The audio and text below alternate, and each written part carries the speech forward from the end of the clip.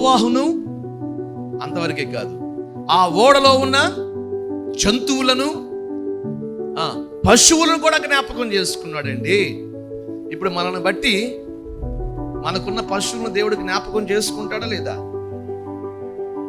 ఉదయాన కామ వచ్చింది అయ్యా, 6 డజన్ ఉన్నాయి, 6 డజన్ ఒకేసారి గర్భం దాల్చినాయి అయ్యా, ఈయన ఏంటి ఉన్నాయి, ప్రార్థన చేయ్యా అంది. నిన్ను బట్టి దేవుడు నీ పశువులను జ్ఞాపకం చేసుకుంటానంటే ఆమెకు మొహం అంతా నవ్వు వచ్చింది. ఎందుకంటే ఆమెకు ఉన్నాయి కాబట్టి, మనకు లేవు కాబట్టి. మనల్ని బట్టి మనకు కలిగినది యావత్తు, అక్కడ జంతువులు పశువులు అన్నాడు. ఈరోజు మనల్ని బట్టి మన ఉద్యోగానికి జ్ఞాపకం చేసుకోడా, మన వ్యాపారానికి జ్ఞాపకం చేసుకోడా, మన చేతి పనులకు జ్ఞాపకం చేసుకోడా? తప్పనిసరిగా జ్ఞాపకం చేసుకున్నాడు. ఆయన జ్ఞాపకము చేసుకుని సంవత్సరం తరువాత, సుమారు 365 రోజులు దాటిన తరువాత వారి కొరకు ఆయన వాయువును పంపాడంట.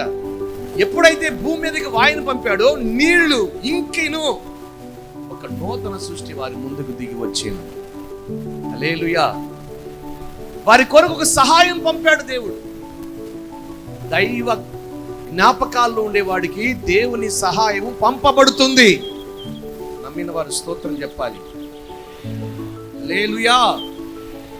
నోవహు కొరకు వాయువును పంపాడు దేవుడు, నోవహును జ్ఞాపకం చేసుకుని. ఈ సందర్భంలో మరొకరు చెప్పాలి, ఏలియాని జ్ఞాపకం చేసుకుని ఏం పంపాడు? కాకులను పంపాడు. ఏం పంపాడు? కాకులు. పేతురుని జ్ఞాపకం చేసుకుని చేపను పంపాడండి. హల్లెలూయా. దేవుని దగ్గర ఉన్న ఒక సైన్యం, వాయు పంచభూతములు ఆయన సైన్యం. హల్లెలూయా.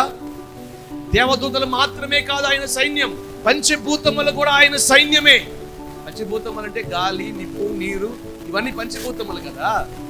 ఇప్పుడు వాయువును సహాయంగా పంపాడు.